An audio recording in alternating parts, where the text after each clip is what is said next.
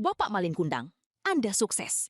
Tapi di atas tumpukan kebohongan, Anda mengaku sebagai bangsawan. Dan Anda terjebak dalam kebohongan hingga akhirnya terjadi tragedi saat bertemu ibu. Bagaimanapun tetap saja, itu ibu Anda. Beliau yang membesarkan Anda di tengah penderitaan setelah ayah Anda menghilang. Nah, itu dia paradoksnya. Ayah saya pergi, tidak tanggung jawab, tidak kasih nafkah, tapi tidak ada yang mengutuk dia jadi batu. Dia aman-aman saja di perantauan. Sementara saya sukses. Saya pulang bawa uang dan sukses. Saya cuma hilaf soal identitas, langsung dihukum seberat ini. Di mana letak keadilannya? Jadi menurut Anda, kutukan ibu Anda itu berlebihan? Sangat tidak proporsional.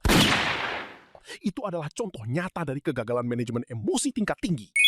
Bayangkan, kalau ini terjadi di zaman sekarang, mungkin sudah viral. Anak durhaka versus ibu overreaction. Siapa yang salah? Anda terdengar sama sekali tidak menyesal.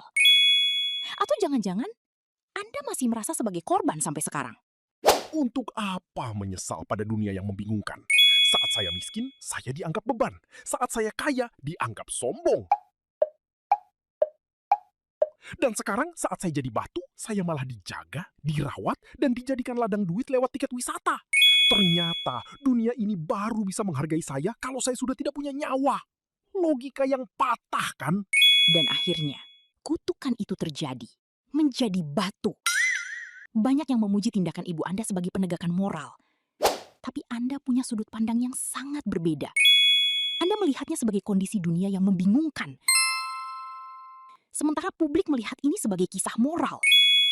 Apa benar seorang ibu yang katanya punya kasih sepanjang jalan tega menghancurkan fisik anaknya secara permanen? Itu adalah ledakan ego. Beliau dipermalukan di depan orang banyak lalu menggunakan kekuasaan supranatural. Beliau ingin saya menjadi batu agar saya tidak bisa lagi lari dari otoritasnya. Itu adalah tindakan toxic parenting tingkat dewa. Jadi menurut Anda, itu adalah bentuk kekerasan? Bukan sekedar emosi sesaat, tapi keputusan yang sadar? Itu adalah bentuk kekerasan ego paling murni. Seringkali, sumpah orang tua itu bukan tentang mendidik anak, tapi tentang menghukum siapapun yang berani melukai harga diri mereka.